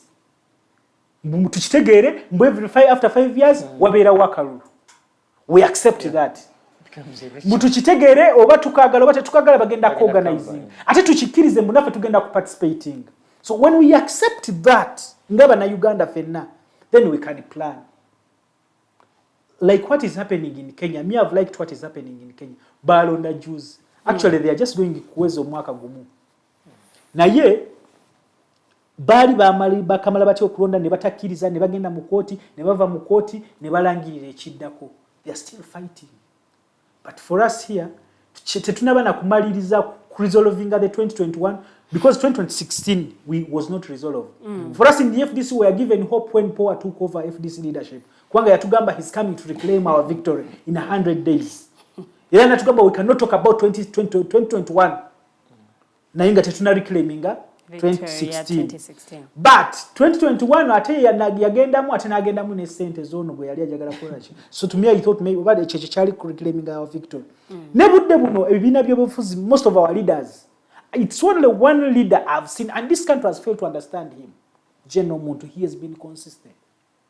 Whether he went in an election and doesn't believe in it, still he believes we can still organize ourselves, enter those elections. Because if we go on those elections, tuba tuina ba polling agents bameka. Do we have presence on all the polling stations in this country? So instead of gamba kale bwe kiba kitulemeredde byonna to organizing tubeere ne ba agents on each and every polling station. Ne batugamba tugenda mu kalulu kubanga there is mu 2016 waliwo ekibuuzo ekyo still. Twali mu debating flag je bali mu ba debating bali mu contesting for flag. Dr. Besja General Muntu. And the same question came, are you going to participate in the 2026 election? I mean 2016 election? Nga olaba one candidate is saying we are not going tugenda tulemu tutule ku gundi. Tugenda tukatulemu. Oshege, we are going to go. So byonna ne bwe tugamba tugenda bikola tukkirize tugambe okay. Bino bye tukola tugenda bikola ebbanga lyabyo. Bwe tutuuka mu kalulu tugenda kayingiramu tutya. Tukayingiramu na message chi. Because Mwalimu Museveni here was consistent. He went in an election nagamba kalulu kano wekabibwa ngenda mu nsiko. Ate nagenda mu nsiko more than 500,000 of Ugandans never. Yeah, he's still even doing what? Quoting it today. Akugambe chaba twala mu nsiko kali rigid election. For us, chetukomo kuogerako chokambu we shall not participate again. And again we do what? We participate. We are the first people to be nominated. Wachira bwano chatukako Norbert Mao in Was it 11? When they agreed that we are not going to register. Yes, we are not going to register for national IDs and what, and he did not register. We are took agenda kwesimba eggulu ne bamugamba tosobola kwesimba because you are not a voter, you are not registered. So ebintu bwe bito, I think fenna nga bana Uganda tulina okukkiriza but watugamba this thing tulemo kirekera opposition nga opposition. Fe akalulu kafe baba bakabba tukola woki. Nze this time I have nsazewo kutwala gundi ya Idi Amin. Timu ya Uganda bwe yali egeye ebikonde bwe yali egenda okulwana. N'agamba bano ba umpires bano ba referees abasala ebikonde. Bas tebali fair. What you should go with the mentality of a knockout. Kubanga omuntu nga agudde wansi oli umpire talina bwagenda kukola ki okusala nga agamba ono yawangu ate ng'oli ali wansi. Kasule osobola okuba knockout ne bajja kama amasannyalaze bagenda okugazza nga ate yabadde agudde wansi. You see, in 2016 we were asking questions ourselves that nobody tosobola kungamba nga onsanze wabweru obadde oyingidde munda wano nongamba Kasule nsudde sente zange wano olonze wano sente naye nga bwe nkugamba ne nkugamba gwe osudde mmeka nga tomanyiza okoze eki zosudde olina okusooka okubeera kubanga bwe nkugamba nze nonze 5 ate nga gwosudde 50. Okitegeera so soke tutegeere tumeke ezaffe okitegeera that we can also come out and say this is what we have namwe mwina kino then we can build around that. We are going for civil disobedience. We are going on the streets. We are going to deny state cooperation. Tugenda kukola byonna bye tukola nga abantu balina obukakafu mbuyino kino kye tufunyeeyo. Oba ne tugamba akalute tugenda kakiriza genda mu maaso. Naye tugenda kakiriza we are actors. Tugenda kutuukamu. We have presence on each and every polling station. We are going to fail it from there.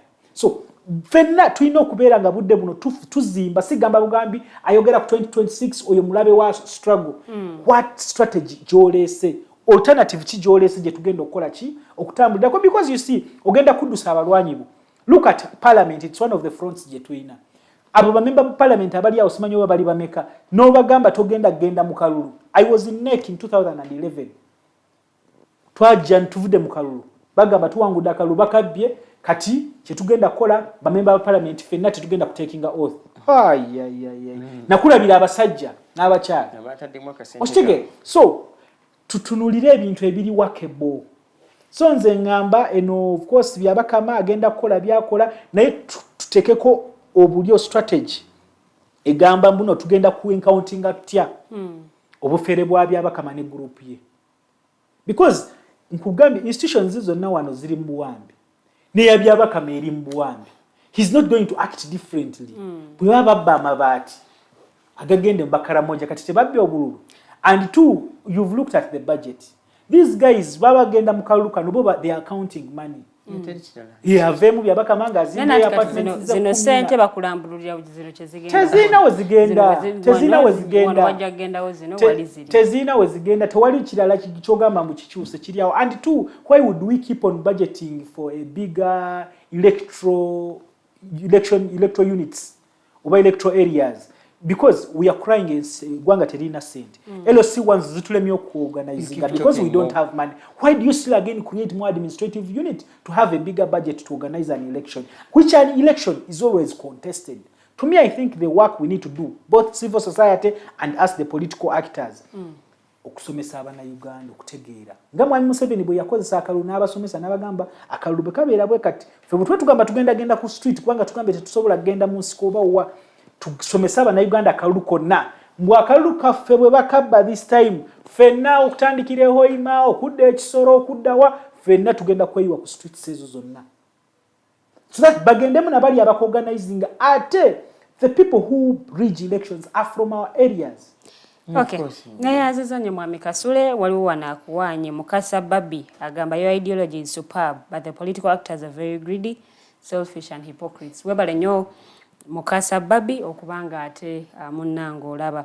Kanzireke wa mukulu nomani. Waliwo wabadde oyogera mu submission watugambye nti tosobola kukola roadmap nga ba stakeholders tobayise ku board. Oboli awo no wana nejimu ku mikutu egyali wadde kitwamo abakulu bano okutuula oba ne banja n'ab'ensonga zaabwe.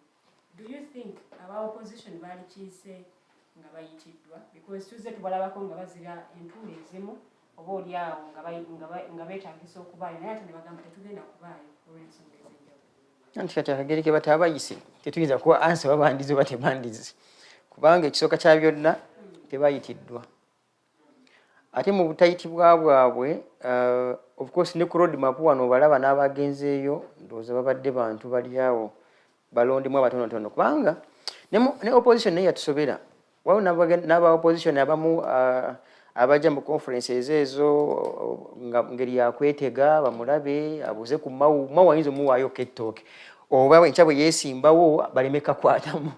Abamu babeera abamu opposition nga baludde okunywa ku kacaayi akakamata so bwagenda nga ku Africana nafunayo ebikopo nga bibyo amayambo alidde ku musala alidde kasente ka government ku musolo gwawaayo naye so as long as kino era nkiza wakasule ne banne okwese Fernando takitukwatako bwe tubanga tubadde nga twemulugunya okubanga batuwa emmere egaze nenga bwe bagitereeza mwe musoko okunaba mu ngalo okulya mu emmere akatogo ka muwogo manyi twakulanga nazi kuno nga mukyali baana bato babeeranga akatogo ka muwogo nga bwe kagaga kabeera kanaanuuka naye era gwe babeera batono nnyo abaana abamu abalina ensa nga yeewala okukakwatamu era oli asooka n'akakwatamu ne kanaanuuka kamalamu olumya lubuto kati opposition yakuno yo asalawo okulya akatogo akagaze kagirya omutwe naye kagiruma begamba era waakiri ne kasitandideko byendidde kati kyafuuka lwekyo nti yadde kati bamanya nti tugenda kagya tulumya olubuto so different they participate kuva bbiri because kuva 96 Kawanga Semogeye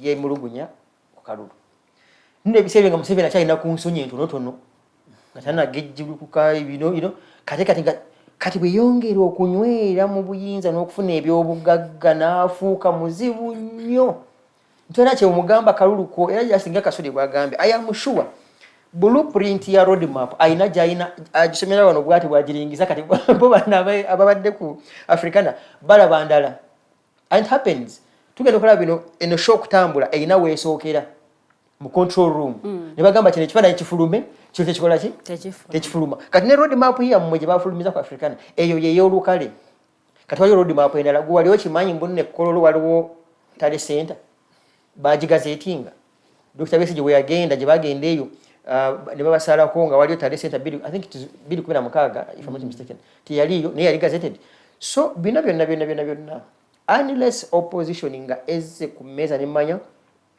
nekkiriza nti akatogo ka muwogo ke batuwa kagaga tukooyo okubanga tukalya buli myaka 5 ne katulumya mu lubuto tetugenda kuddamu kulya akatogo kano naye yeetantala okukafumba wallahi billahi talayi mutwali nti aja aleme kuteekateeka akatogo ako otherwise aja kateekateeka mwe mulugunye naye nga bwe mukalya bakabalya mu muto abamu bagenda emmanju abamu bamere magnesium abasobodde okufuna kasente okwerongoosa ne bejjanjabya abali immune bayitewo kabereka akatogo kagaga ne bwe mukalya ne bwe mulugunye naye atwadde akatogo akagaze but you participating in eating the katogo already akagaze so for me balina okwetereza civil society opposition n'abalala naye n'okugambako n'ono omufumbi w'akatogo mubuze nte bw'obwaggwenga okalya go kakuwoomera naye surprise gajja kugamba katambula mu mutayagala kukalya nze wendi side gye ndyako tekagaze that's how NRM is operating with the opposition so message is very key bwe tuba nga tubiza emyaka gino roughly kati political cycle obalame kupa emyaka ndowooza 2 giri solid no actually next year NRM yafulumiza naye roadmap yabwe mbu next year batandika primaries tell me kati bitubanga tukyayina messages ziri uncoordinated nga si message emu waliwo buzibu era nga bakugambye bona gamba tugenda mu kalulu nga yo mpibu bali mukola ground ngoli ayagala obwa kansala kugamba jukira waliwo ayagala obwa kansala tuwulira nga ye akalulu akawedde yakabaddemu akyakola acyanyiga ebiwundu ne mu biwundu binagamba kale wakiriza enkovu kazibone ngera bwe nkola ground kati oyo onamunyonyola otyamba kiteri kalulu ate yalaba ground ye yengedde kati nomani olaba nze roadmap yabadde yakafuluma nina abaana ne bateekako mbu Kasule Ismail will be nominated on the 16th nga nze sinalaba na roadmap ekifaananyi kitambudde kati yo ekikye kyayagala kugenda mu kalu kati gwogenda mutwalira message ki I think we need to go back on the drawing board Mukasa Babi ya comment zinagamba nomani aba opposition be basinga okufuna mu kavuyo ka Museveni so tebasobola kukkiriza balonzi kwekalakaasa nga akalulu kabbiddwa nanti wali nakugambye nti gwe bw'osaawo omanyi abatulaba bajja kunsonyiwa ndi muntu nnyo analogies zino bw'obanga gwe okkiriza kali akatogo k'omanyi nti kalimu bino ebijanjaalo ebyeru kagenda kugaga nokkiriza ng'ojjajja mwami of course kati emyaka gye yajjajja mwami ate bajjajja mwami batera okuteekateeka obutogo obwo jjajja mwami ayingidde ekiyungu mumulese n'ekiyungu bw'afuba oluwa bw'ayimba obuyimba bw'edda awaata bwekirogo awaata mulaba muwogo amuggyemu amukubye wansi naye nga tumanyi muwogo omukuba wansi akaawa negwe amukubye wansi nemuleka n'akaawa n'amuwaata you know kati ne munaabenga ne mujjamu etabi mu kulya akatogo ako nga temukomyeko muba n'ekizibu mwenga mu opposition kubanga ng'era bwe tugambye wano nti waliwo bano ab'omululu abatagenda kugumiikiriza bo beewaayo yadde akatogo kano kagaze kanaabalime mu lubuto yagamba nzesoosezaayo ki magnesium tukimanyi bulungi nti mu opposition ne mu NRM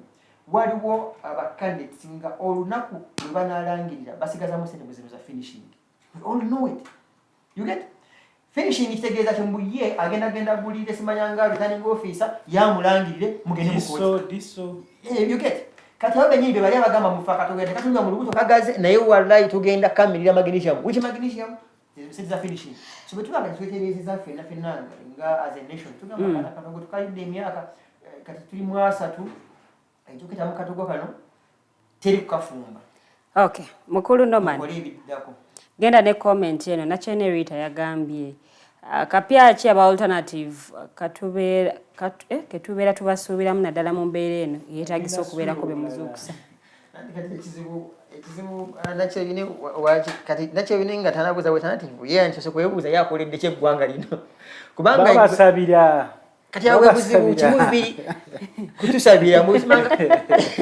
nabanyumizaako kukosa mutime twali twakava ku street tubaako mu space emu gyetatuddemu ng'abantu banyumirwa balaga eggulire lyasooka ko omusajja abaana abo balina omutima weita nyongera ecupa ya bbiya mukama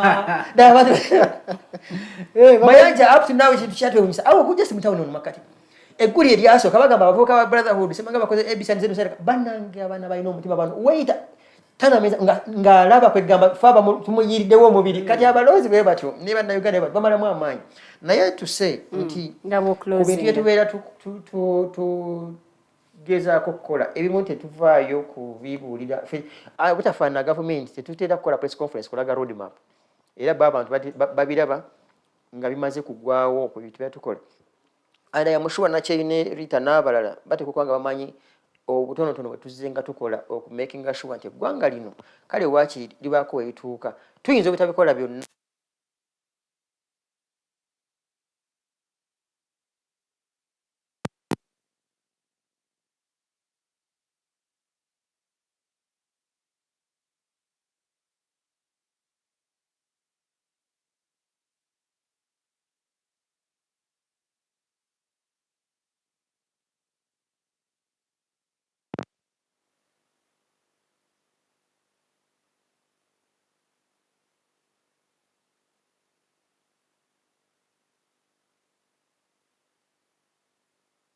It's very expensive for a country.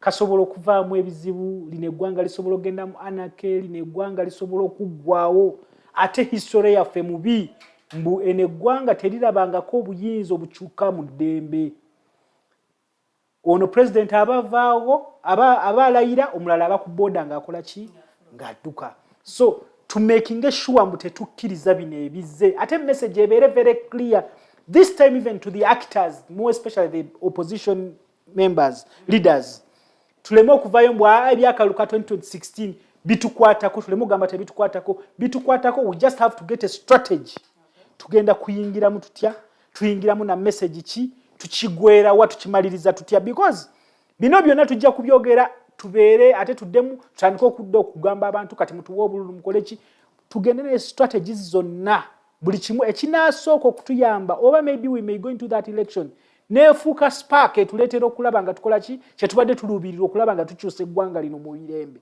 ne kibeerawo oba abannayuganda ne bavaayo overwhelmingly ne balaga mwami Museveni ne gavumenti ye ne system ye mbwa enough is enough ne kisobola okutuyamba okukola ki okutebeekeza eggwanga lino so the time is now tutandika okwetegeka buno obudde obusigaddeyo tutandika okwetegeka because I don't know what is coming from parliament sinawulira oba leader of opposition oba aba opposition leadership nga boogera because we've been talking about reforms. Byabaka malimu kuleta this roadmap nga tetunawulira reforms bwoba kiki ekikoleddwa. At least luli bateekamu electoral reforms ezibateekamu ne bakyusa age limit ne bakyusa mbw abavubuka namwe musobola okwesimba kuba president ne baleeta biki ne bajeeta independent electoral commission. Tetulina ne kituwuliddeyo buli kimu kisigadde bwe kityo. So tutegeere bannayuganda mbu bino bitukwatako this time. Let's not okubeera nga gundi ebika omutwe ng'ogamba tebigenda kukola ki ostrich yebika omutwe the sand nga yerowooza biki eyekwese bume kino kisigadde. So byonna tuleme okubika omutwe tugende to be following to making sure we are forcing these guys even in those boardrooms where they are going to find us nga batuyitamu engagements anything biki updating register buli kimu kyonna tubibeeremu naye nga ne message eri very clear. Let's have a message eri clear eweereza abantu a direction where to go.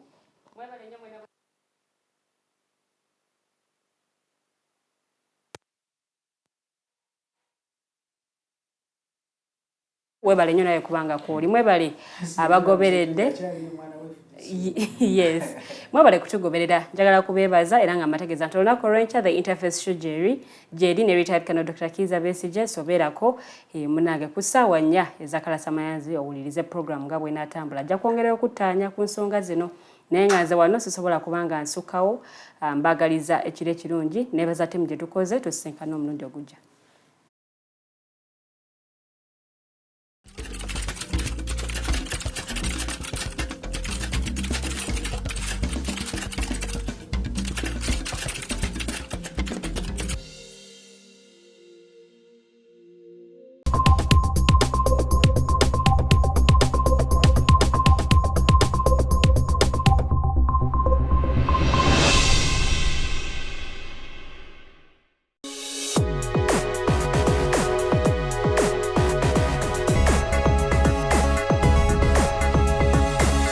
The Alternative Digitalk.